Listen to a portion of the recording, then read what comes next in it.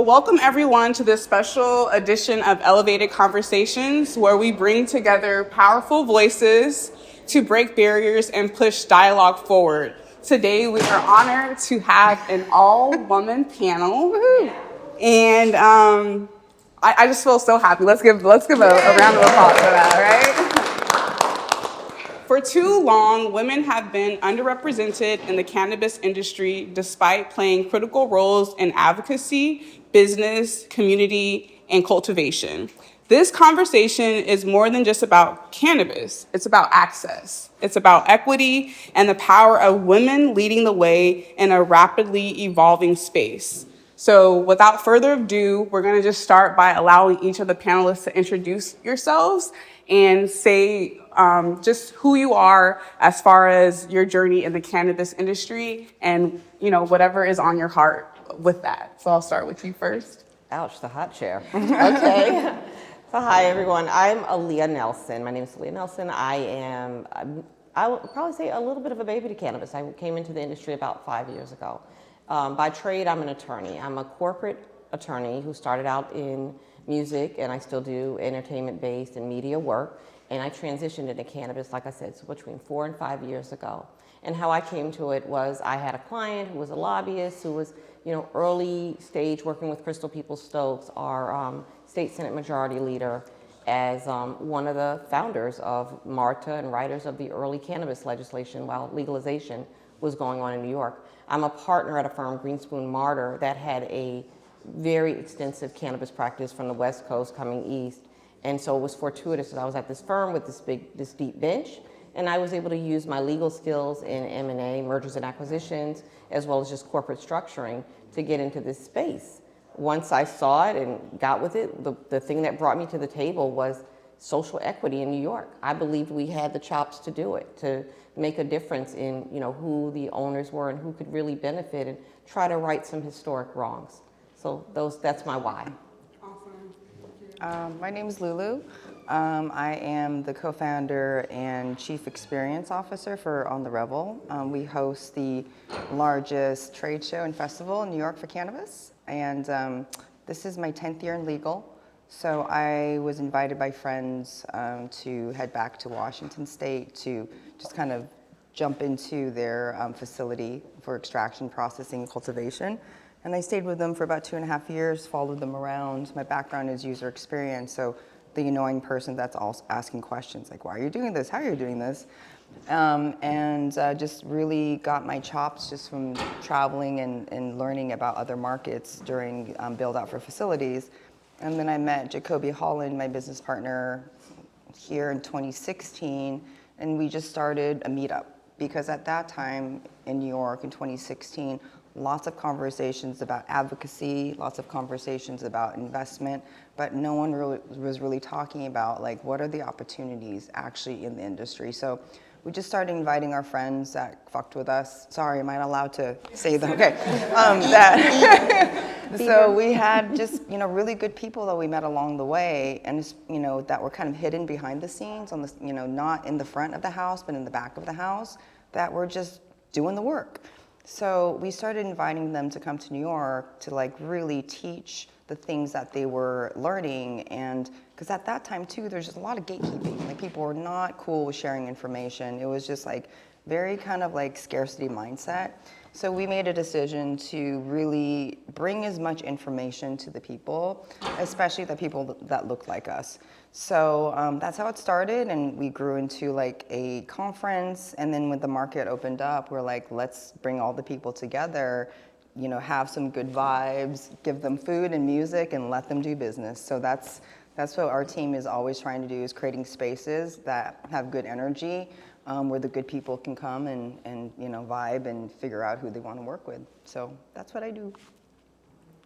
And you do it, because it's really successful. My name's Gail Hepworth. My twin sister, Amy, and I own a cannabis company. But we have 4 businesses. One is our agricultural business that is established in 1818. So my sister's the 7th generation farmer. And we grow 500 acres of certified organic vegetables with a mission to distribute food very broadly.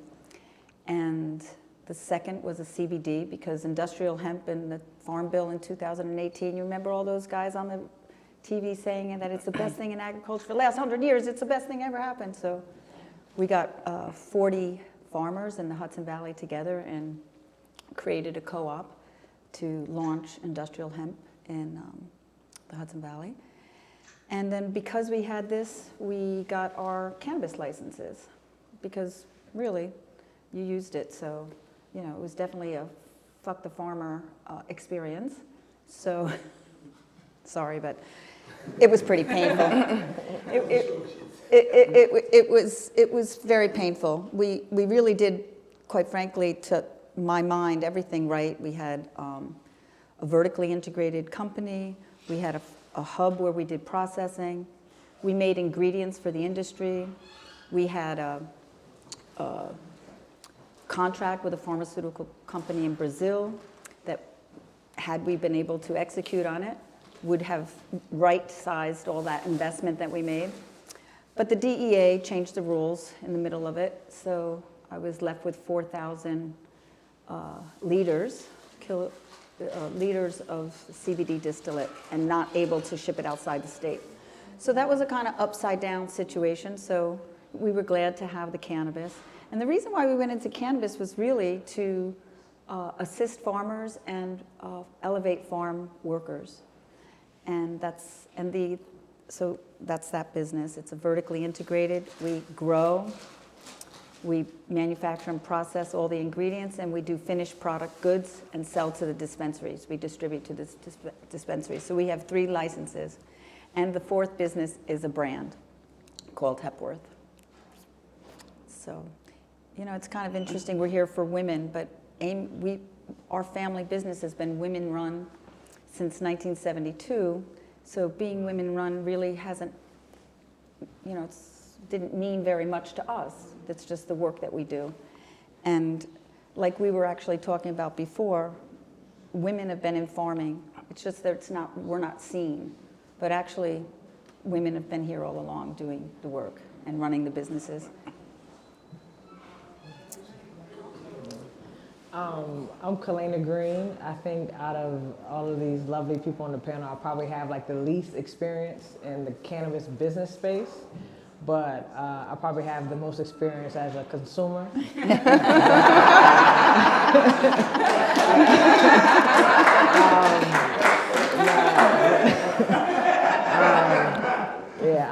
I got into cannabis, I think, early, as I was telling Gail, maybe in 2014. I was an investor with a company called Trees Delivery, founded by a young man named Marshall Hayner.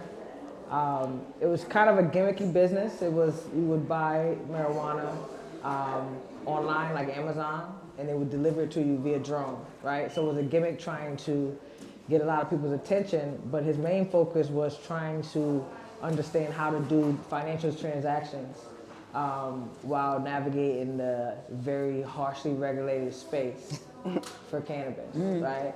So that was my early entry into the cannabis space, and that company ended up turning into a payment system, cryptocurrency well before, but actually utilization, not just like hoarding and creating tokens and toys. So that was my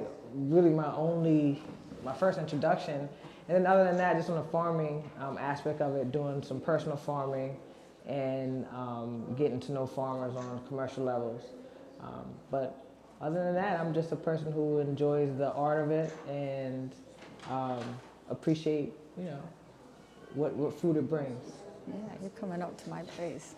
Awesome. So, all of you all knew you were going to be on the panel today, and you thought, man, I hope they ask me this particular question. Start that way. What is, you know, you knew you were going to be here. What is something that you really want people to know, and you want to be the one to say it here on this panel today? I want to be the one to say that there's nothing wrong with enjoying marijuana. I think that sometimes people still tiptoe around the issue, tiptoe around the topic, afraid to announce this is something they enjoy, especially women. So I don't think it's something that people should be ashamed of. And obviously anything that you do, you should consider it in moderation. But it's something that I think as adults and human beings that we can really learn and benefit a lot from it if we destigmatize it and not demonize it the way that they do it. They put it in categories. I mean, it's a Schedule I drug in the United States, so they put it in the categories where they don't really think it's safe enough to be tested for its benefits. So I think, I just like to say that I don't think it should be a stigma around the use of marijuana. Wow, so many. I think I'd like to share that there's unintended consequences for people entering the cannabis business that you may not be aware of. And it's not to be discouraging, but it's to be aware. I mean, we wanted to be employee-owned, but we found the risk to employees was too great, and it needs to be somehow normalized, like you're, speaking about, because we are out of prohibition, right? So, anyway, unintended consequences could be that your 401, your savings that you've done in another industry. I mean, I've worked at Bayer and IBM, and my 401 got cashed out, and it was because I was in cannabis. Our lead grower, Michael Hart, was denied citizenship because he's in cannabis, and he's, he was in the middle of his, doing his thing, and needs to go back home to Jamaica to take care of his business, and he's not allowed to leave the country right now. So these are things that can happen, and also there's no access to money. All banks are difficult, so you're only left to deal with alternative lending, and it's very, very expensive and makes it difficult to create a business with that kind of drag on your capital. So those are some of the stuff that can happen, and it's just something to be aware of. It just happened to come to my head because it can look really exciting, and people get into the business because they think they're going to be a millionaire. It's not going to happen. I think I'll kind of riff off what you said, Gail. I think the biggest lesson I would ever tell anybody is do your due diligence. Whether it's a partnership, a licensing deal, a license buyout, just always do your due diligence. And the first time I got into a situation, I believed the hype. The resume was great, background was great, but there's certain things I didn't think of, what's your credit like, right? If someone is shitty at credit, they're probably gonna have some issues with money. So if you're gonna invest your money or partner your money pool, it's something to consider. I always look at, hey, Google, lawsuit and the person's name. So if they already have an active lawsuit, it could probably mean any type of money or partnership you're giving them is going to be allocated to the lawsuit. And the last thing too is if you can do a background check, I don't care if you've done time for running trees or running anything else. I do care if you beat your wife. I do care if you're committed lots of fraud. So I think these are all uncomfortable conversations, but it's so necessary to just be honest and frank, because once you get the data, you can make an informed decision on if you want to do something with someone. So for me, this is my third market. I've seen so many failed partnerships and businesses because no one wants to have these really uncomfortable but really necessary conversations. And you can also tell a lot by how someone reacts to you. If you're saying these things, this is the information I need, and they act all weird and they act all cagey and they kind of come at you, that is not the vibe. Because like you said, cannabis, it's like a roller coaster. It's the highest of the highs, the lowest of the lows, and you really need partners that can get on that ride with you and still move forward. So at the end of the day, just do your due diligence and don't believe the hype. The resumes don't matter. It's we don't need people that can sit there with a fucking resume diploma that says blah. We need people that are gonna roll up their sleeves, be honest, put in the work, touch the community. I'm so proud. I've been here for 20 years. I live on Franklin, or Sterling and Vanderbilt. And like, it's been so amazing just to see that. Before I just had a guy. I've been here for 20 years, I called my guy, and now I have a place that I can go to and meet all the folks. So like, this is such a really beautiful moment. Thank you for having me.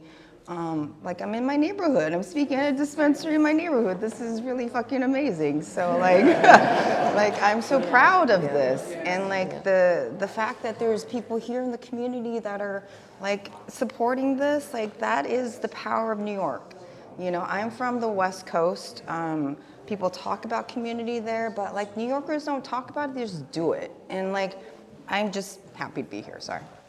Real talk. I know that we are recording, but for the studio audience, if we could just all speak up a little bit so people here can also hear us. But we are recording for our podcast, but just the people here want to hear what you all have to say. Okay? Right. So I think for me, I'm an attorney in the space, but I'm also a business owner in the space. I have a marketing company that's in the cannabis space, and you know, it's a family business. You know, we have family holdings, we invest in cannabis, and I represent people in this space. Taking all that, I come from two perspectives. We're at the end of Black History Month, and we're living through some dubious times right now, and it's the beginning of Women's History Month.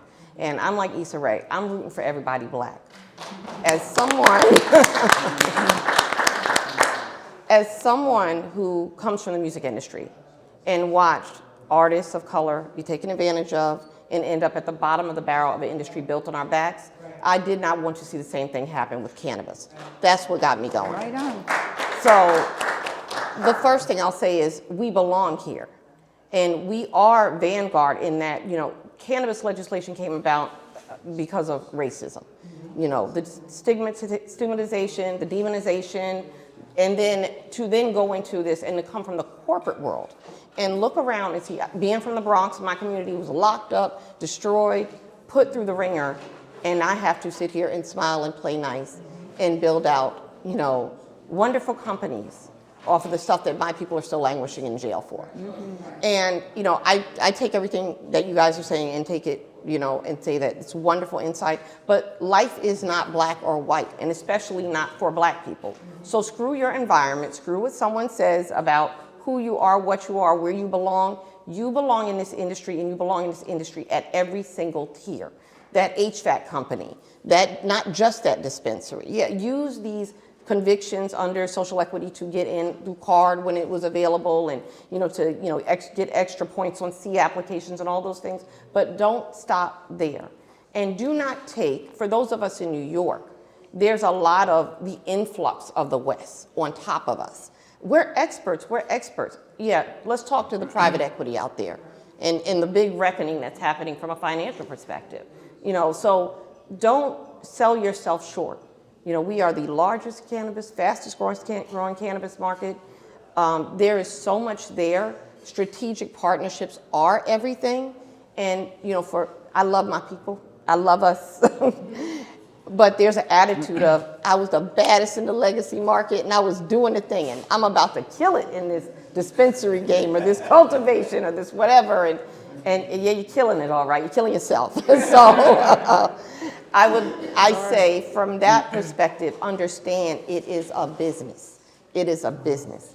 You need advisors, you need support, you need a community, you need proper structuring, and then we have to do the federal dance. You need to understand what 280E is. You need to understand, you know, that you can reschedule. There's, you know, as far as taxes, there's so much there that I know you might have had, like the Banginist haircut shop in Bed-Stuy, but, you know, this is bigger than that. And so for us, I think, you know, I look at my role as I had to be, and I was raised this way, when it comes to dealing with the man and dealing with, you know, us, I had to be the spook who sat by the door. I had to get those resources and bring them back to my community.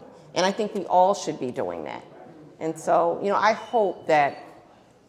just hope that for the takeaway from me is that we can win together, and that we have to support each other. We have to treat each other like family, and we have to share resources. And we also have to do a little more gatekeeping when it comes to our culture in this business. Agreed. This next question, I'm gonna start with you, Gail. What does success in the cannabis industry look like for you?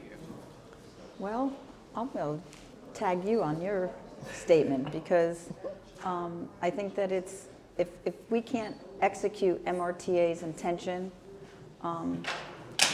in its fullest and do some economic and social disruption, I mentioned that we're, female owned, but actually we're really black and brown led. 98% of our company is, we come from agriculture.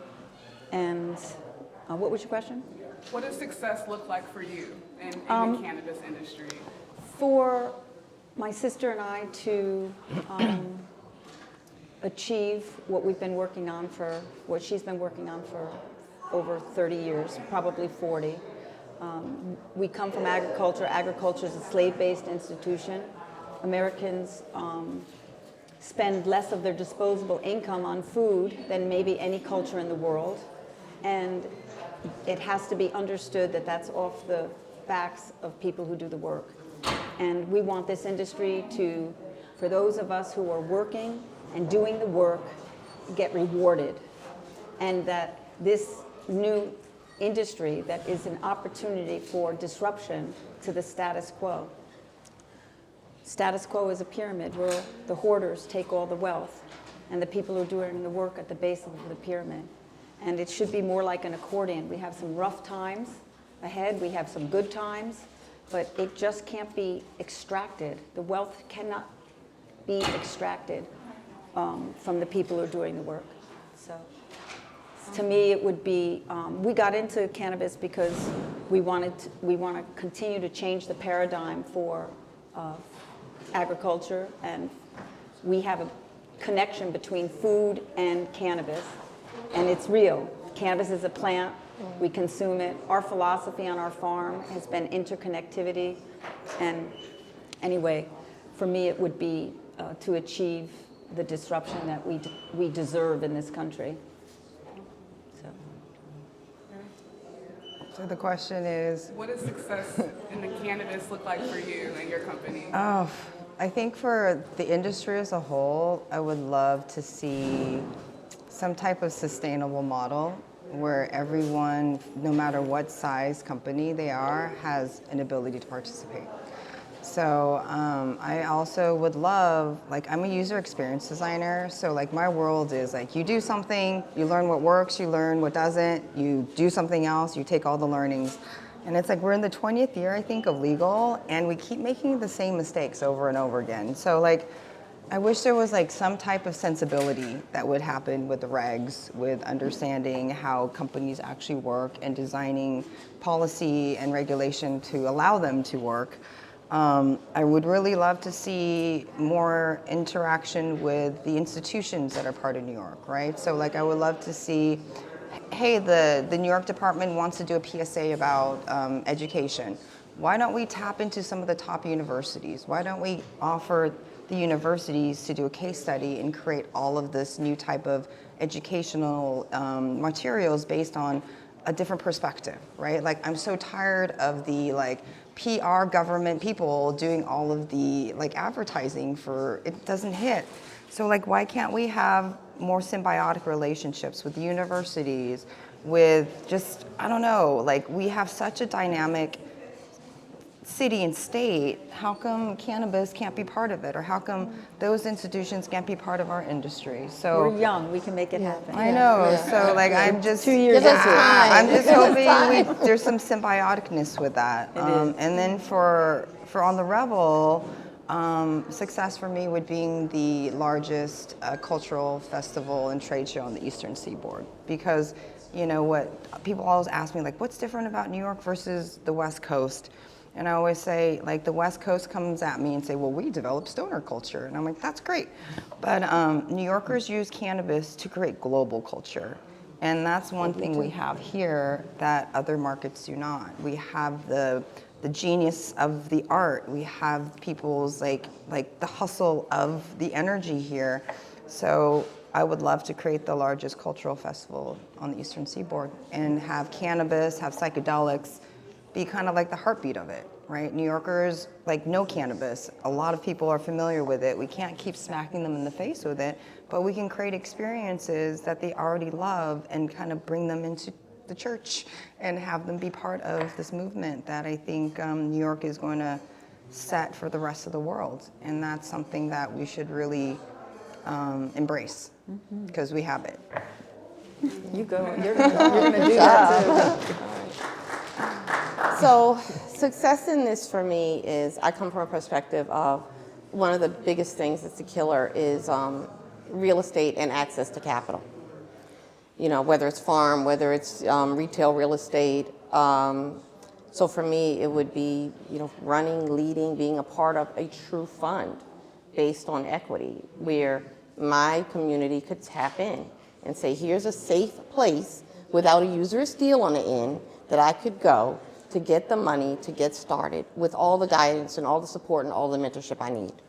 So for me, I try to do it in this little microcosm way with the people I represent. Like I represent Torches NYC, the Polanco brothers.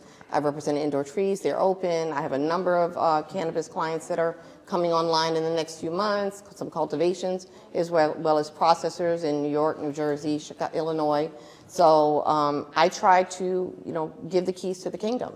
So for me, it's when it's institutionalized by us, for us, and there is a spiritual component there that respects what we have been through to get to this point and builds true legacy wealth. It's there, it's, you know, we're not closed out. The window, this is not Silicon Valley yet. So we're at this precipice where with the right people in the right places, we can all win. So that's what the win looks like. Mm-hmm. I think success in the cannabis space for me would be seeing states that are not New York, Connecticut, Rhode Island, lax their laws on marijuana and cannabis. I'm from South Carolina, so there's a lot of young people and old people right now getting locked up or getting stopped because of possession of marijuana, you know, with just an amount for their use, right? So there's still a lot of things that I think that needs to happen in prison reform, and I think when we see cannabis be removed as a Schedule I drug on the federal level, I think that'll be the beginning of a very successful run for cannabis in America.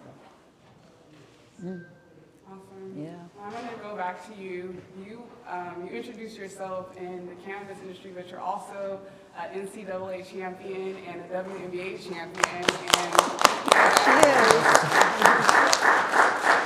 So my question for you is just, as far as being an athlete, you've had to break a lot of barriers as a woman. What do you feel has been your pros and cons as far as just being a woman in cannabis and just like the future of where it's going for women? I think I think it's just the stigma. I think it's one of the biggest things in athletics. You know, it's almost encouraged to drink alcohol, it's encouraged to take, you know, certain opioids to heal your body. All these things are encouraged, but yet if a player has marijuana in their system, they're suspended, right? These rules are just starting to be rescinded, but to really look at it from a holistic perspective, to see how it's something that can help athletes with their mental health as well as their physical health. So I'm also an entrepreneur, business owner, construction business, and you know, I want to break the stigma that, you know, just because you consume marijuana don't mean you're a pothead, that you can't be responsible, right? Like, I am a person who likes to consume it, but I am responsible enough to not do it when I'm doing important things or operating heavy machinery. But yet you see culturally it's widely accepted to be doing all other types of very dangerous things for your body, dangerous things for people's safety, alcohol being one of those things, is encouraged. So I think for me as a woman, as a business owner, as an athlete, as a mentor to young kids, I want to don't promote kids doing things that are bad for their health, but not be ashamed to enjoy something as an adult and not be stigmatized as someone who's irresponsible or less than because they consume something that quite frankly, it's just rooted, in racism and control over people. That, the stigma over marijuana. So I think that's just my biggest thing, like as an athlete, not being afraid to stand up and say, yeah, like it's okay that I do this and I'm not ashamed of it, Yeah. Passing off to you, what are the pros and cons? I know you said that your business has been woman-led for a few decades, but what are the pros and cons you feel right now as far as being a woman leader in this space, and where do you see just the future for women in this space? It's actually really surprising how bro it is, quite frankly. And as I mentioned before, to me we're women operators. I don't understand it. Now I'm coming to see it, that it is really important to advocate and to stand up because we are not represented, and it's clear. And we're dismissed, the voices are dismissed. So I just appreciate the opportunity to, and I think, I was just talking to my sister Amy this morning, I was like, we really should do more to represent women. We've been about different justices and stuff, but we are probably exemplary or can provide inspiration and change the paradigm. So really, honestly, this morning we just said, maybe we should lean in a little bit more and take some responsibility for thought leadership in the space. You're here today. Can you give me the question? Yeah, so as far as, you created your own space in this space, and so what has been the pros and cons of being a woman, though, in this space? I don't want to speak about the cons because I'm kind of at this place where being a woman, I've learned has so many advantages, right? And I just don't want to keep talking about and giving energy to all the fucked up shit that's happened because that's in the past and I can't change it. But what I have been able to do is really align myself with really amazing women. Very powerful women that are on the same frequency of moving forward. And there's so many beautiful things. So I read this really funny quote my friend sent to me. It's just if you want someone to talk about it, hire a man. If you want to build something, hire a woman. So, and I think that's literally the mantra. And before I had this mantra of the universe is my sugar daddy.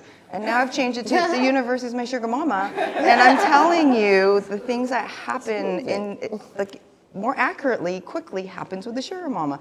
So, I think right now, and also just the crazy weird time that's happening, to me, the first 2 weeks was really depressing and sad. And then finally I was like, this is kind of gross. I'm giving all of my energy to something that is just really fucked up and doesn't really do anything. So my purpose right now is really finding the people out there that really have the same energy to combine and Voltron our little alliance together to make something more forceful. So I just think there is also, these are the times for being able to disrupt, right? We know the foundations, they're being really loud because that's all they have left. So this is also a really beautiful time to disrupt. So all the things that we've been programmed to think about, to be in these boxes as women, as people of color, as Black people who basically have done all the work for people like me to have all of the access for my privilege. So we need to fucking rally together and just build together because this rhetoric that's been fed down to us does not work anymore, and we see them imploding. So I'm just thirsty for a leader, hopefully a woman, I'll take whatever, who will have the balls and the courage to actually lead us somewhere. So that's I'm putting that energy out there. I would love for us to get together and amplify that.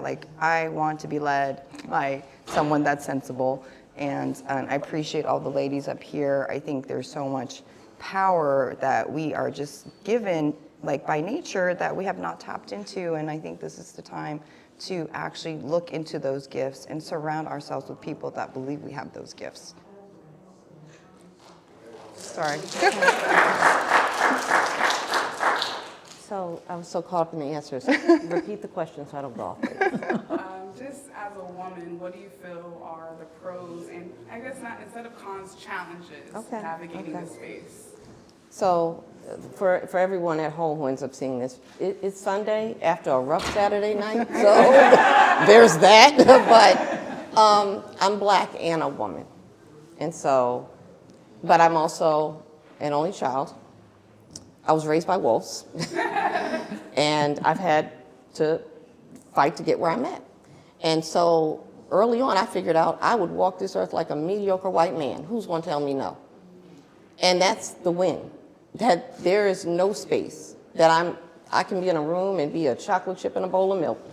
And I'm here, I belong here, I can do this, I'm gonna win. I'm gonna surround myself with people who resonate that same energy, and we're gonna win together. Yeah, right. So for this space, I think there's no real challenge to being a woman. I think it's just, be foretold and forewarned. You have to know what you're getting into, know who you're dealing with, very much art of war, and we can win.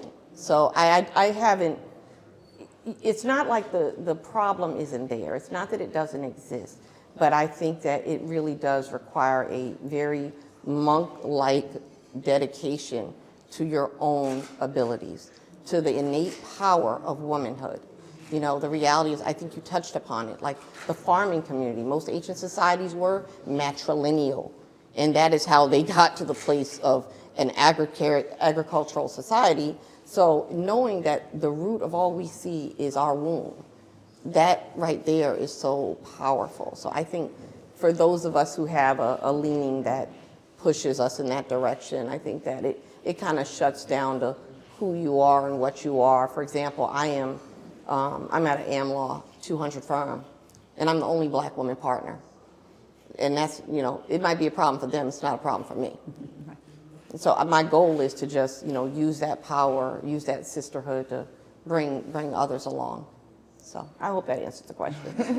I wanted to say that I recently got a text from a powerful woman in the industry, and she said, "It's a female plant, yo." More succinct way of saying that. I have one more question, and then we're going to open it up to the audience. If you all have any questions, you can think about that. But my question for you all, we here are all cannabis enthusiasts, but there's still a big part of the world who they're not enthusiastic about it, and they still have a very just outdated belief about cannabis. What would you say to them? Because this is all about breaking the stigma. It's about educating people, and I know that we all have our own experiences, so I would love to just, going back around this way, just if you could say something to that person who, what would you say? Okay. So funny enough, I was that person. I was raised in the 70s, 80s in the Bronx, and I had lots of cousins, and I was the narc, they called me, because I would run upstairs. They've got those funny seeds on those album covers downstairs, Mom. Get them, So, and then I got endometriosis and was in pain. And I don't believe in opioids. And I had a lovely, very conservative Jewish friend who said, "You got to get your new card," because this was before legalization in New York. And for the first time in months, I slept. And I woke up and I could function, I could do my job again, and I got through everything, including the surgeries. And I was like, whoa, this is a healer. This is a healer. And so I have a friend who's in, shout out to Tam, Nurse Tam in Chicago, who is running a Canna Health business. And I'm exploring and learning so much every day about what cannabis does for those who are in pain, for those who need it. And it is not just self-medication. The cannabinoids are real. And I think I wish I knew more to say more. But that for me was like the thing that opened up my eyes and said that, wow, there's something to this. This is not a drug. This is the same systems of oppression, gatekeeping to make money. And, I would just hope that people would not go through pain to get there, but just do the research, especially for those of us who have loved ones, with cancer and other conditions. So. I think it's important to talk to your elders first, because, usually, especially in Black and brown, families, if grandma and grandpa are cool with something, the rest of the family follows suit. So if you check out I'mHighRightNow.com, it's a campaign that I was part of that really kind of targeted a demographic that that is forgotten about, which are the elders.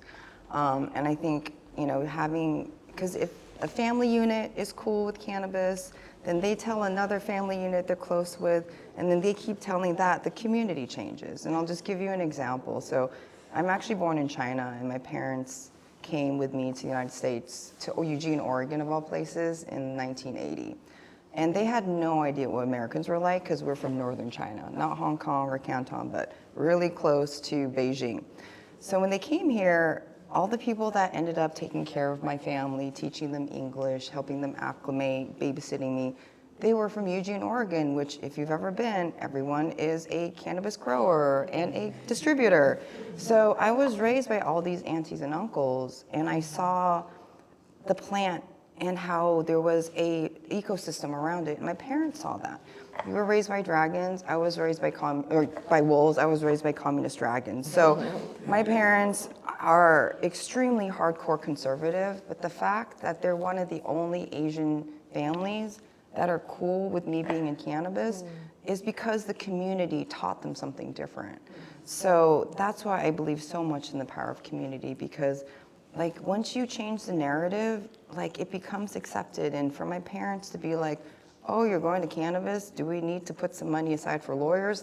That is very rare, because most people do not know that the Asian community are very anti-drug, because we suffered from our own opioid epidemic that was instilled to us by the English during the 1800s. So again, the more conversations that we can have with the elders, you want to come and grandma has arthritis, you want to come and bring her cream and rub it down.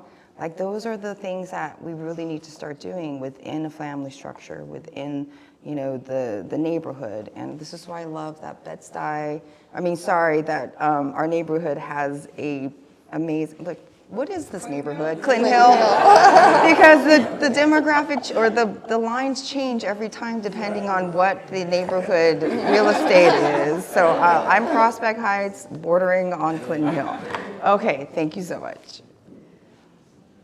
I think my answer is going to be a little complex. First, though, we're not in prohibition anymore, and where we've come, we are going to not be there in the future. So I like to reimagine what it looks like, and for me, deviating from some. I'll tell you, I'm struggling with this because I don't consume cannabis since I was 15 years old. Oh, wow. My sister has been growing since she was 14. I've been in cannabis culture, but it wasn't for me. I was very serious about school. I liked to party, and I had to make choices. Cleaning my mother's bedroom at 3 in the morning when I had to get to school at 7 was just not working for me. So I stopped smoking when I was 15. So I have my own experience, and I do, I still maintain a little bit of worry around not treating this as a natural plant, and I do worry that it's a very powerful plant, and that's why, we're advocates of the outdoor grow, because it creates a natural, balanced plant that has the potential to do really good. So when I got into this, it's just unbelievable that I'm in the cannabis industry after being the one that was running downstairs and doing similar things as you, with my school friends and stuff. Anyway, we started CBD, we opened a shop, and I just thought, this is snake oil. It's really good for everything. I just couldn't wrap my head. So I moved my office into the shop, and 6 months, customer after customer. From arthritis, somebody called me from the hospital saying, I really need help. I worked with her for 2 months and honed in the dosage, and she's walking. I actually just had lunch with her last week, and she said it changed her life. You know, she really thought she was going to be on these heavy meds, and the only thing she does is a CBD remedy.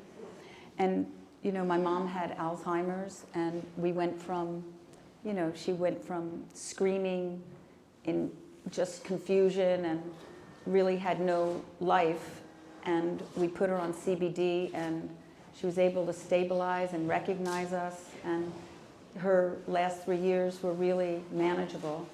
So it's a big event for me. We did work with an autistic community in Brazil and changed the lives of, you know, 20 families that have children on the spectrum that had lost connection. And really it goes on, you know. And so I really believe that how powerful this is. And my sister and Michael's Rastafarian. My sister is a principled person, centering her philosophy around the 12 cycles of truth and interconnectivity. And I can now understand how this plant is a connector and really has the power to change the world. My only, you know, in my worry head, I want people to understand that it is powerful and it can be used. And the biggest demographic, the fastest growing demographic is women over 60. And we're not on the couch. You know, we're functioning, and maybe we want to not consume as much alcohol. There's alternatives, but you know, our CBD THC bomb ratio is it's powerful. It takes away pain, you know. So. I use it.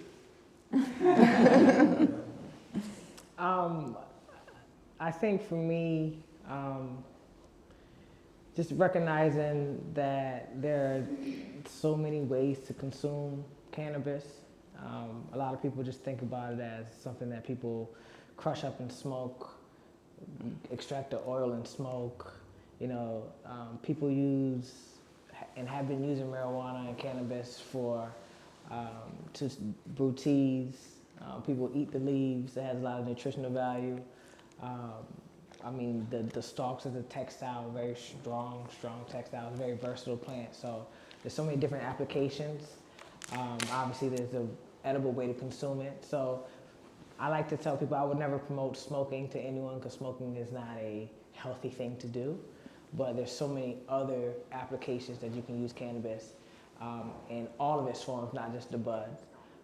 Because I really do truly believe there's a miracle plant that is literally named because it's almost impossible to kill. You know what I mean? It's a weed. Like, and if you just give it natural sunlight, and it doesn't need the right conditions. It can be in soggy conditions. It can be in dry conditions. It's a miracle plant that just knows how to survive. So I think, you know, the more that everyone gets educated on the plant in its totality, it'll be more widely accepted. I agree. Well, this is really awesome, and again, my promise is we will talk more. But from a perspective of what can you bring from, I guess in my case, corporate America to cannabis, it's amazing. Who mentioned something about the resumes? Who talked about the resumes? You, Lulu? I'm gonna tell y'all this. People will come to you and brag about how good they are and what they can do. There's a saying, I don't believe shit stink until I smell it. You know what I'm saying? So people who brag about what they can do, I'm not trying to make people wrong, but I've found people to boost up their resume and all things that they've done, but then I get to questioning who can back up what you're saying. Right? So people don't vet out people enough. So my advice would be, I don't care if you work with a lawyer, you're trying to rent space, anything you're doing in cannabis, make sure you vet out the individuals, the locations, whatever your vetting process is. Don't gloss over anything. Because half the people who are supposed to be more qualified than me to do business can't touch what I've done. And I also think that once you get to that level in corporate, you have teams that execute for you. So that's the biggest thing I found is like, oh, you were this co-founder of this amazing company, cool. But once I got to it, it's like he was so senior that he had no skills because everybody else supported him. So he was good at delegating, but when you're in cannabis, you don't have teams yet. So you have to do the work. So now I'm just like, I don't really care what your resume says. I just want to know, like, how active are you and how willing are you willing to roll up your sleeves and throw down? Like, that's what it takes, And, you know? and to your point, you talking about hiring. I haven't hired anyone in the cannabis space, but in the construction and electrical space, I hire a lot of project managers, engineers, and things like that. And a lot of times when you're looking at those resumes, you may call someone and they still give good praises about who you're talking to, but sometimes you cannot know what they're gonna do until you actually see it. And so what I know that we've done is we set up 30 and 60-day reviews on all our employees. Because 30 or 60-day what? Reviews. Oh, reviews. I'm sorry. Because it's like, you know, I work in construction, so I hire someone as a project manager. And, you know, we might be managing a very large project and I need someone who's very competent. And then I hire someone and you realize, damn, I just hired someone as a project manager and they don't have any project management skills that we need. Right? They may have been a lower level project manager on a great team of project managers. Yes, that. But they're not really a project manager. So you have to really constantly be vetting, like you say, but not like once you hire them, but like review it after 30 days, because like I'm paying you as a project manager, you're more like a lead technician. I gotta pay you. but no offense, like no, this is serious. Like, you know, people go from technician to, you know, project manager between different companies, but for a small company, a small business, less than, you know, 10 employees, you think you're gonna hire someone with certain qualifications. You gotta get that if you don't have those large teams yet. So I definitely feel you on that. Do you want to switch?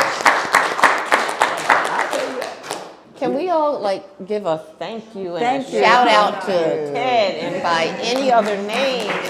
Amazing face. Awesome. Thank you. Serious.